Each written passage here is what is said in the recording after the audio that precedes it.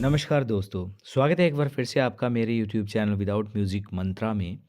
आज के इस वीडियो में एक बार फिर से हम बात करेंगे केतु महादशा की। और केतु महादशा में है दीपक कुमार जी की, जिन्होंने अपनी केतु महादशा में कई चीज़ों को झेला है, जो आपके साथ वो डिस्कस करना चाहते हैं खुद के ही शब्दों में। मैं उनके एक्सपीरियंस को आपके साथ शेयर करूं, इससे पहले एज़ यूजुअल एक रिक्वेस्ट कि यदि आप फर्स्ट टाइम मेरे इस चैनल पर आए हैं तो चैनल को सब्सक्राइब ज़रूर करें और वीडियो को फैमिली और फ्रेंड्स के साथ शेयर करना ना भूलें। देखिए, केतु महादशा या केतु ग्रह से संबंधित एक्सपीरियंस को जानने से पहले हमें ये जानना आवश्यक है कि केतु ग्रह हमसे चाहते क्या हैं। देखिए, जब भी किसी व्यक्ति, किसी जातक की कुंडली में ग्रहों के हिसाब से, क्योंकि आप जानते हैं कि जीवन है तो दशाएं तो चलती ही रहेंगी, महादशा चलेगी और साथ में अंतर्दशाएं भी चलेंगी, जिनका प्रभाव जीवन पर्यंत व्यक्ति पर रहता है। तो ऐसी कंडीशंस में जब भी केतु की महादशा आती है तो कैसे दिन व्यक्ति को देखने पड़ते हैं, झेलने पड़ते हैं, उन्हीं से संबंधित यदि व्यक्ति को थोड़ा सा भी ज्ञान प्राप्त हो तो आप खुद को, या व्यक्ति जिसके जीवन में केतु की महादशा आने वाली हो, वो समय के अनुसार खुद को मानसिक, शारीरिक, आर्थिक, हर तरह से, यानी कि रिश्तों के रूप में भी खुद को संभाल सकता है, ताकि उसे किसी भी प्रकार के जो एडवर्स इफ़ेक्ट हैं, हालांकि ये कहा नहीं जा सकता क्योंकि केतु ग्रह ऐसे हैं जो अनिश्चितता और अलगाव के कारक हैं, द्योतक हैं। और अलगाव इस तरह का होता है कि जिसका व्यक्ति ने कभी अनुभव ना तो किया होता है, और सडन चीज़ें चेंजेस होती हैं। क्योंकि बार बार मैं अपने वीडियोज़ में बताता भी रहता हूँ कि जैसे 7 साल का पीरियड होता है, बनिस्बत दूसरी ग्रहों की महादशाओं से यदि कंपैरिजन किया जाए तो बहुत लंबा समय होता है उन ग्रहों के पास। लेकिन जो केतु ग्रह ने करना होता है वो 7 साल, with in the period of 7 years, उसने ऐसे ऐसे दिन आपको दिखाने होते हैं। और ऑलमोस्ट, ये डराने की बात नहीं है, ऑलमोस्ट 80 to 90% जो लोग होते हैं उनकी केतु की जो महादशा होती है वो अच्छी नहीं जाती है। तो इसके लिए आप अपने आप को पूर्णतया तैयार रखें और बहुत लकी समझें, खुद को भाग्यशाली समझें यदि केतु की महादशा ने अभी तक आप पर कोई ऐसा बुरा प्रभाव नहीं दिखाया है, या ऐसे दिन जिनके बारे में जैसे आप नेट इंटरनेट पे पढ़ते होंगे, या जैसे ज्योतिषाचार्य बताते हैं, यदि आपको वैसे दिनों का सामना नहीं करना पड़ा है तो आप शुक्रगुजार रहिए और अच्छे कर्मों में खुद को संलग्न भी रखें, जिससे कि आने वाले समय में भी आपको किसी अन्य ग्रह की महादशा के दौरान भी बुरे परिणामों को झेलना ना पड़े। तो ज़्यादा समय ना लेते हुए आज बात करते हैं दीपक जी की। दीपक जी की शब्दों में आप खुद ही सुनिए कि केतु की महादशा ने उनके साथ क्या-क्या किया और कैसे-कैसे दिन उनको झेलने पड़े। आई होप कि आप वीडियो पसंद करेंगे, और वीडियो को प्लीज़ आप लास्ट तक ज़रूर देखिएगा। तो चलिए सुनते हैं दीपक जी की आवाज़ में। हाँ, मेरा नाम दीपक कुमार है और मैं मुंबई में रहता हूँ। मुझे अपना एक्सपीरियंस शेयर करना है, जो कि मैंने केतु की महादशा में महसूस किया। और ऑलमोस्ट उन चीज़ों से ऑलमोस्ट निकलने की कोशिश कर रहा हूँ अभी। लेकिन उससे पहले मैं अपने बारे में आपको बताना चाहूँगा कि 2013 में मेरी एक अच्छी जॉब लगी, जो कि मेरी लाइफ मतलब ऑलमोस्ट स्टार्ट थी। और अपनी मेरी फैमिली थी, मेरी वाइफ है, 2 बच्चे हैं। मैं एक अच्छी कंपनी में जॉब पे लगा। अचानक मेरी वो जॉब लगी 2013 में। पहले मैं किसी कंपनी में था, उसके बाद मूव होकर उस कंपनी में आया। उस कंपनी में आते ही मेरा मतलब मेरी एक सेल्स जॉब है, जिसमें एक सैलरी अच्छी थी, प्लस मेरे इंसेंटिव्स अच्छे आना शुरू हुए और मैं एक अच्छा जीवन अपना बिताने लगा। इस बीच मैंने अपनी सेविंग्स भी करी। मैंने अपने लिए 4 व्हीलर कार भी खरीदी, एक नहीं बल्कि 2-2। तो 2013, 14, 15, 16 तक मैं ठीक रहा मतलब, और मुझे लगा अब लाइफ सेट हो जाएगी। बच्चे मेरे मतलब ऑलमोस्ट अच्छे क्लासेस में पढ़ रहे थे, तो मुझे लगा ये सब मतलब अब ठीक चलेगा। लेकिन अचानक 2017 के आने से पहले ही कुछ चीज़ें चेंज होने लग गई लाइफ में, हल्की हल्की। बट मैंने लगा ये नॉर्मल एक फेज़ है छोटा सा, जो कि ठीक है, ऊपर नीचे चलता रहता है, हो जाएगा। इन बिटवीन मेरा उसी कंपनी में एक प्रमोशन हुआ, जिस प्रमोशन से मैं अपग्रेड होके दूसरे अलग अलग रैंक में गया। और वहाँ पे मेरे लिए अलग ज़िम्मेदारियाँ थी, मेरी सैलरी भी थोड़ी बढ़ गई, प्लस मेरे अलग इंसेंटिव स्लैब्स थे उसके अंदर। इन बिटवीन मैंने वहाँ जाके अब अपने आप को अपग्रेड करो और अपनी जो सेकंड कार मैंने तभी ली कि अब ठीक है, मैं एक अच्छे लेवल पे आ गया हूँ, तो मुझे अपना एक स्टेटस मेंटेन करना चाहिए। लेकिन उसके बाद मुझे लगने लगा धीरे धीरे कि मैं कुछ टाइम बाद ही मेरे को लगने लगा कि मैं थोड़ा मतलब मैं काम कर रहा था, मेहनत पूरी कर रहा था अपनी, लेकिन मुझे लगने लगा कि मैं फाइनेंशियली थोड़ा सा चीज़ों में फंस रहा हूँ। जैसे गाड़ी दूसरी ले ली मैंने, कुछ ऑब्लिगेशंस मेरे और भी हो गए, क्योंकि जब इंसान अच्छा कमाता है तो खर्चे भी उस हिसाब से करता है, तो मैंने उस हिसाब से मेंटेन करना चाहा फैमिली को अपनी। और इसके बाद मैं जैसे ही मैंने देखा कि मैं अच्छा कमा रहा हूँ, अच्छा कर रहा हूँ, तो मैं इसको कंटिन्यू रखना चाहता था। लेकिन 2017 में जब मेरा केतु महादशा स्टार्ट हुई, अराउंड 2 सितंबर से स्टार्ट हुई थी मेरी 2017 में, तो उसके बाद जो मेरी चीज़ें हैं, मैं उन चीज़ों पे 2013 के बाद जब मेरी चीज़ें ऑलमोस्ट ठीक होना शुरू हो गई, उसके बाद मैं अपनी लाइफ में ठीक चल रहा था। ऑलमोस्ट छोटी-मोटी प्रॉब्लम्स अब सबके साथ ही आती है, क्योंकि एक मिडिल क्लास फैमिली का था मैं और एक अपने आप ही बड़ा था आगे, अपने अकॉर्डिंग पढ़ाई-लिखाई करके, जैसे भी जो भी करके। अब क्या हुआ कि 2017 में जो कि मैंने अब मतलब पढ़ा है अपने बारे में, या जो पत्री मैंने चेक कराया था उसके अकॉर्डिंग मेरी केतु की दशा स्टार्ट हुई थी। अब केतु की दशा के बारे में मुझे कभी किसी पंडित ने बोला था शायद, बट मुझे उस टाइम पे कहते हैं ना, जो अच्छा टाइम आता है तो चीज़ें आदमी मतलब याद नहीं रखता उनको, वो उसी टाइम में अपने आप को इन्वॉल्व कर लेता है। तो मेरे 2016 में ही कुछ चीज़ें, मतलब अब मैं जो समझ पाता हूँ कि मुझे समझ में अब आता है कि वो 16 में ही स्टार्टिंग हो गई थी। उसके बाद जैसे 17 में मैं आया, तो 17 में मेरा एक प्रमोशन हुआ मेरे ऑफिस में ही, मेरा अपग्रेड हुआ मैं उसमें, सैलरी भी अच्छी हो गई, इंसेंटिव स्लैब भी कुछ चेंज हो गए, जिम्मेदारियां बढ़ गई। एक मतलब मैं क्योंकि मैं अच्छा एक टॉप परफॉर्मर रहा हूँ अपने उस कंपनी में, तो मतलब उसके अकॉर्डिंग मेरे को चीज़ें ठीक मिल गई थी, मतलब मेरे बॉसेस ने मुझे आगे बढ़ाया इसके लिए। और तो मेरे को लगा कि चलो ये अच्छा हो गया यार, इसमें तो मैं और मतलब अच्छा सा आगे बढ़ूंगा और लाइफ में और आगे बढ़ता चला जाऊंगा, अपने बच्चों को कुछ अच्छा करूंगा इसके लिए। लेकिन जब मैंने प्रमोशन हुआ, मेरा प्रमोशन होती मैंने अपनी सेकंड कार भी खरीद ली, वो अच्छी गाड़ी ली मैंने, मतलब अच्छी वैल्यू की गाड़ी थी, अच्छी मतलब उसमें स्टेटस मेंटेन करना चाहता था अपना भी। और मेन था ताकि आज जो मैं स्टेटस मेंटेन करूंगा वही मेरे बच्चे, मेरी वाइफ भी उसे यूज़ करेंगे उस चीज़ को, और उनका स्टेटस भी अच्छा रहेगा और अच्छी खुशियाँ मिलेंगी हमें, क्योंकि एक मिडिल क्लास फैमिली का बंदा था, तो अपने बचपन में काफ़ी चीज़ें ऐसी थी जिनके दिल मारा था, तो सोचता था कि मेरे बच्चे दिल ना मारें किसी चीज़ के लिए। उसके बाद फिर आगे बढ़ने लगा, तो मुझे फिर कुछ 2017 में मैंने ये नोटिस किया कि मैं कुछ ना जिम्मेदारी जैसे बढ़ा ली, खर्चे बढ़ा लिए, उसके अकॉर्डिंग कुछ चीज़ें चेंज होने लग गई, क्योंकि हमेशा टाइम आदमी एक जैसा रहता नहीं है। तो मुझे वो लगा कि मतलब ये, मेरे को लगा ये नॉर्मल चीज़ है, ये चल रहा है और ये चीज़ें चेंज होती रहेंगी और हम लोग आगे बढ़ते रहेंगे इसमें। लेकिन हुआ क्या कि चीज़ बद से बदतर हो गई, और इसी बीच सबसे बड़ी जो मेरी लाइफ में जो सबसे ड्रास्टिक जो प्रॉब्लम चेंज आया, उसमें से जो दिक्कत रही, वो मेरा एक ना एक्स्ट्रा मैरिटल अफेयर हुआ।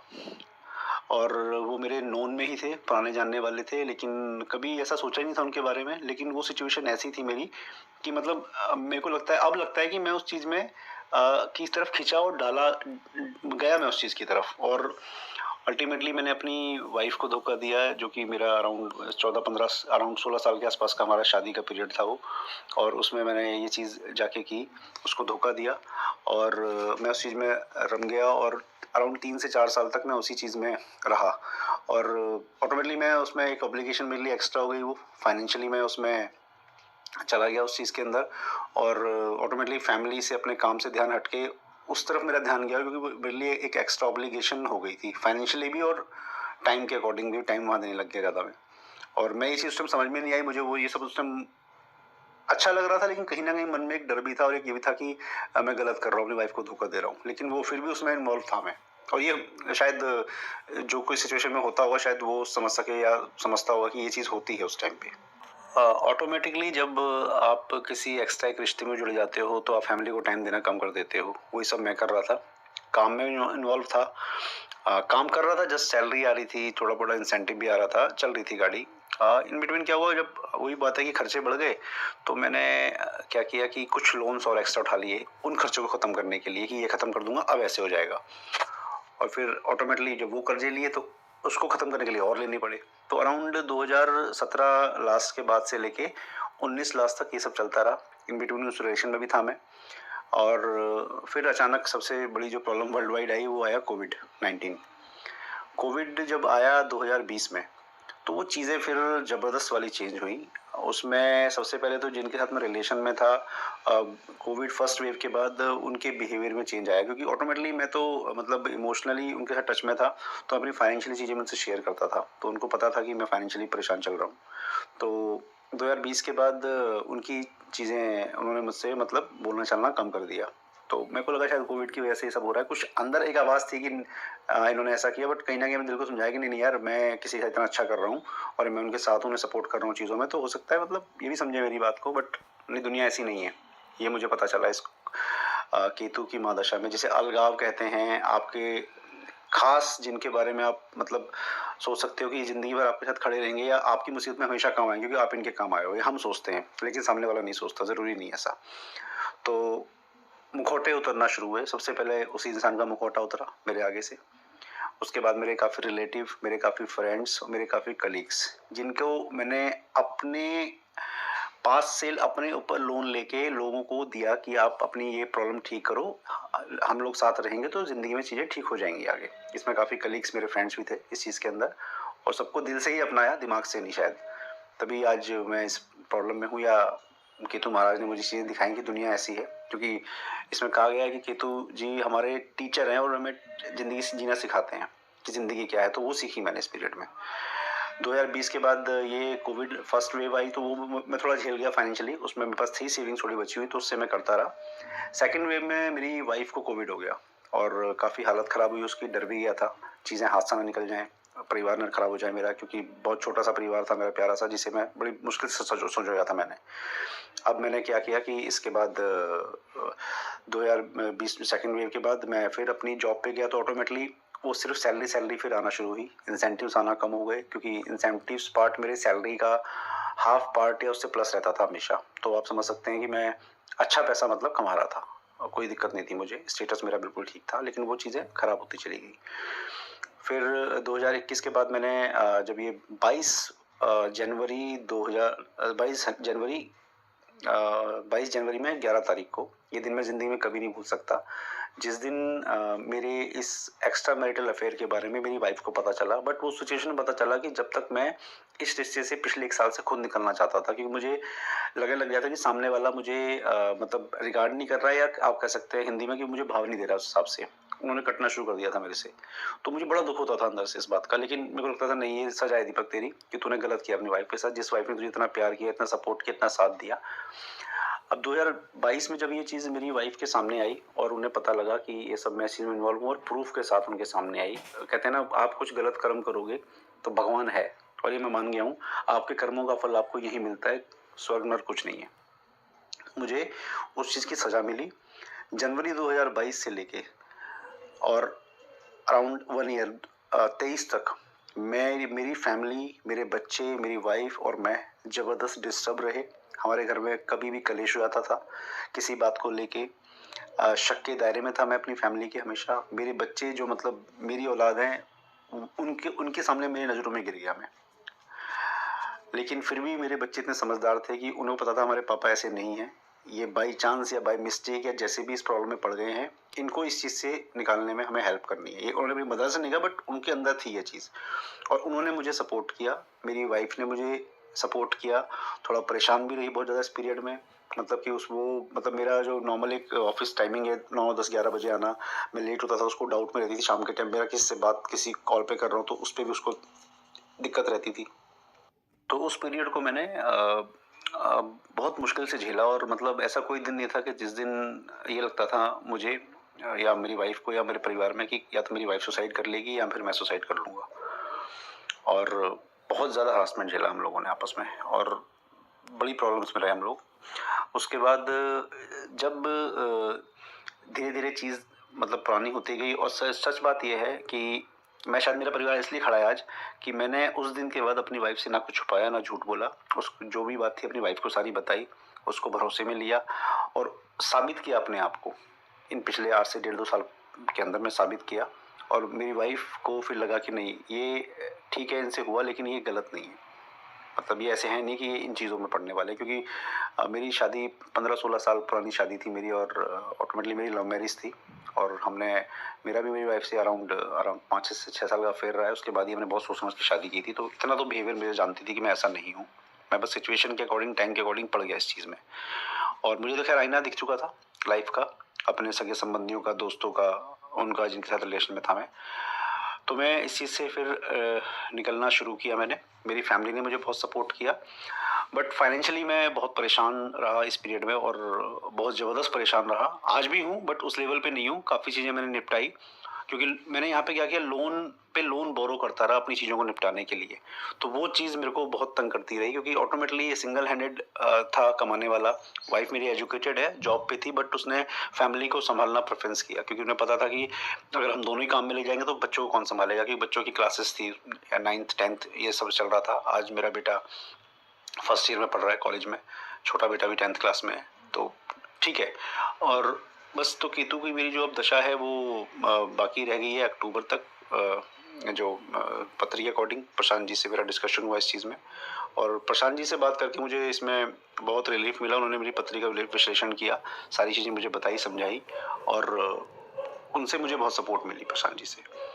और बस अब मेरी लाइफ ये है कि मैं बड़ी ईमानदारी, बड़े अच्छे से, और पूजा पाठ, हाँ इस पीरियड में मुझे पूजा पाठ मैंने की तरफ बहुत किया। एक नॉर्मल पूजा पाठ करने वाला आदमी था मैं, लेकिन मैं इस पीरियड में पूजा पाठ की तरफ झुकाव बहुत हुआ, ज्योतिष की तरफ झुकाव हुआ।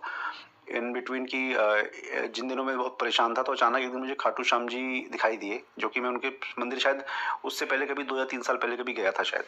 तो मुझे अचानक दिखाई दिए और बड़ा परेशान था उस रात में। मुझे आज भी याद है, 3 या 4 बजे की बात है, सुबह की है। उसके बाद से मैंने 2022 की बात है शायद, जनवरी फरवरी की, मैंने खाटू श्याम जी जाना शुरू किया और मुझे बहुत मतलब शांति मिली। चीज़ें फाइनेंशियली चल रही थी साथ साथ मेरी, बट मैं उस चीज़ से मैं निकला, क्योंकि मेरा क्या था, ये फाइनेंशियल चीज़ें तो आप ठीक कर सकते हो अपने हाथ से, लेकिन अगर परिवार खत्म हो गया तो उसे आप नहीं ठीक कर पाओगे ज़िंदगी में। अगर एक बार परिवार खराब हो गया आपका तो मैंने परिवार को संभाला, परिवार को प्रेफरेंस दी। फाइनेंशियली मैं चीज़ें चलता रहा, आज भी हूँ कुछ दिक्कतों में, लेकिन कर रहा हूँ और कर लूँगा। आने वाले 2-3 महीने में चीज़ें और ठीक हो जाएंगी।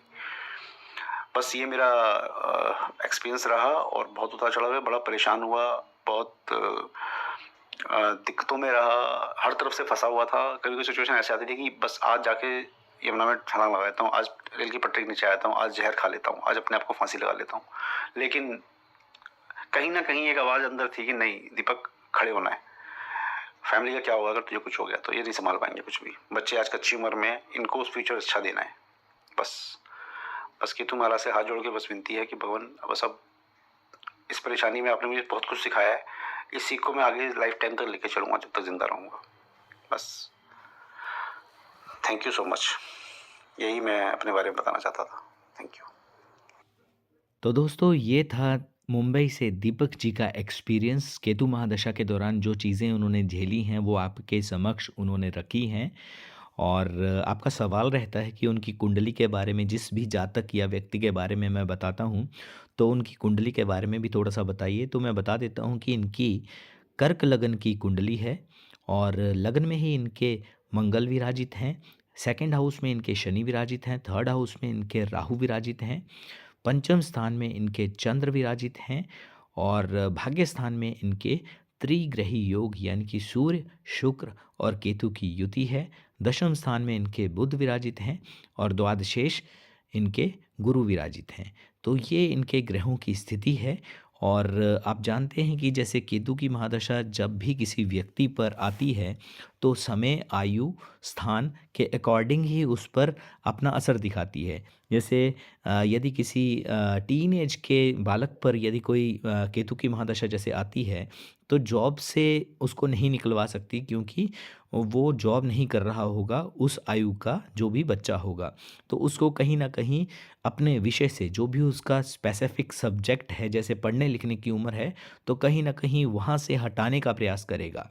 और अपनी जो भी यानी कि आपको जो आपकी ट्रैक पे आपकी बैलेंस पे गाड़ी चल रही होगी लाइफ की, आपको वहाँ से हटाने की कोशिश करेगा। जैसे इनके केस में इनकी एक सुखद परिवार चल रहा था और उसमें इनका माइंड डाइवर्ट कर दिया एक्स्ट्रा मैरिटल अफेयर की तरफ, या इस तरह से जैसे कोई वृद्ध हो तो उनको रोक दिया जा सकता है।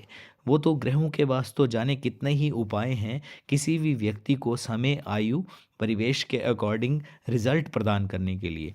तो इसके लिए यही है कि अपव्यय की कंडीशंस बन जाती हैं। कई बार ऐसी सिचुएशंस आ जाती हैं व्यक्ति के सामने कि ना चाहते हुए भी आप सोच नहीं सकते, जो मैंने जैसे बताया है कि 7 साल के पीरियड में जो करना होता है इंस्टेंट जिसे बोलते हैं रिजल्ट्स, केतु महाराज ने व्यक्ति को देने होते हैं।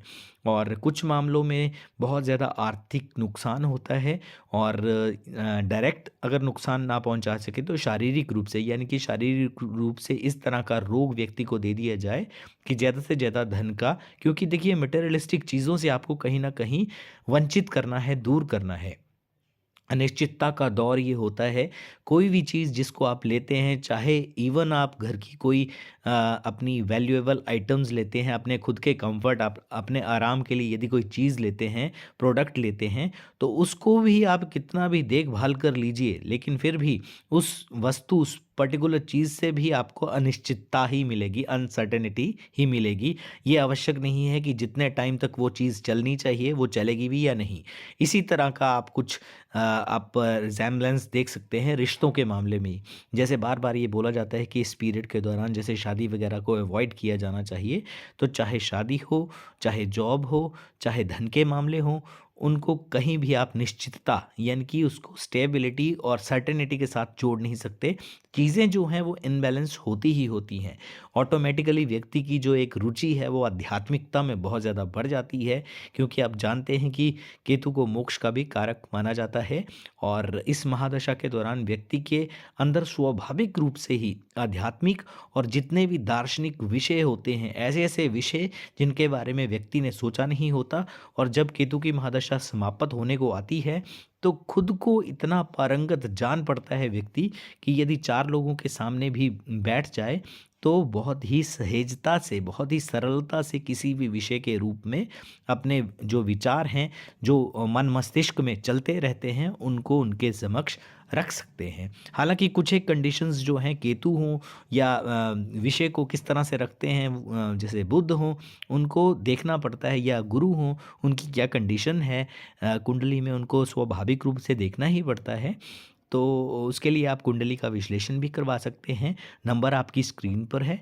तो दोस्तों ये था आज केतु महादशा से संबंधित दीपक जी का एक्सपीरियंस से संबंधित एक वीडियो। आई होप कि आपको वीडियो अच्छा लगा होगा।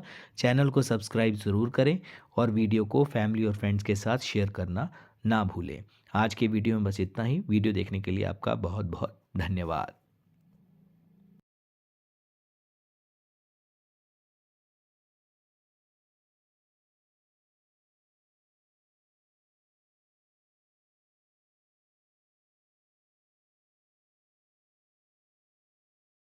Thank you.